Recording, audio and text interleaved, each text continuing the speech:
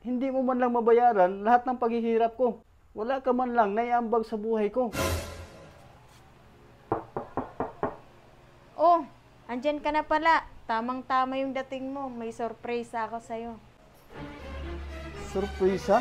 Ano naman yan? Ito, nagluto ako ng paborito mong tinulang manok.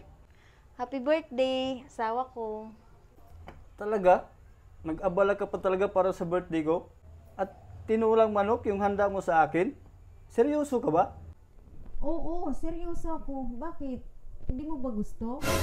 Alam mo kung anong ibig kong sabihin? Sino ba ang kumikilos para sa lahat ng gastusin dito sa bahay? Una, sino bang nagbabayad ng renta dito sa bahay? Pangalawa, sino ba ang nag-grocery dito sa bahay? Hindi libre ang kinakain natin dito sa bahay. Pangatlo, sino ba yung mga bumibili ng sabon, shampoo? Sa palagay mo, libre yan? Bill ng kuryente natin, sobrang laki dahil sa paggagamit mo ng washing. Pang-apat, wifi. Gumagastos ako para sa'yo. Gumagastos ako ng halos 10,000 kada buwan. Tapos ngayon, tinulang manok lang yung ihanda mo sa birthday ko?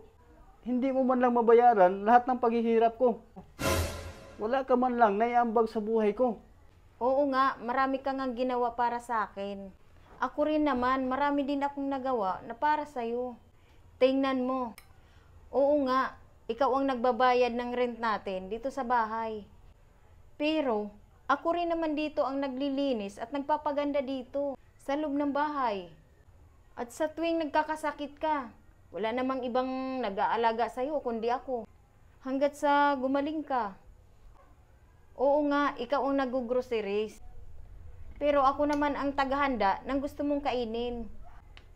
At ako, tinitipid ko ang groceries. Madalas, mantika ang ulam ko at asin. At saka, oo, nagwa-washing ako. Kaya lumaki yung kuryente natin. Pero lagi naman malinis yung damit mo.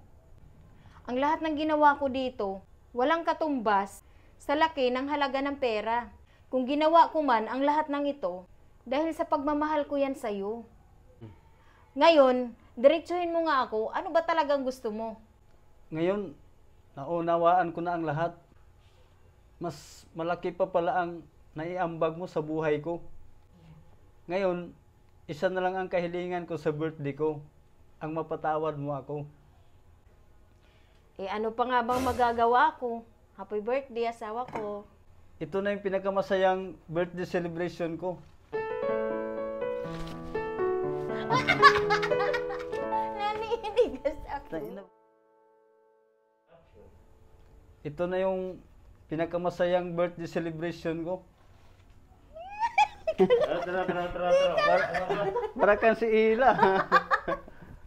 Ito na yung pinakamasayang celebration ng birthday ko. Sige. Okay, celebration. Ito na yung pinakamasayang birthday celebration ko. Naninig ka sa ako. Parang si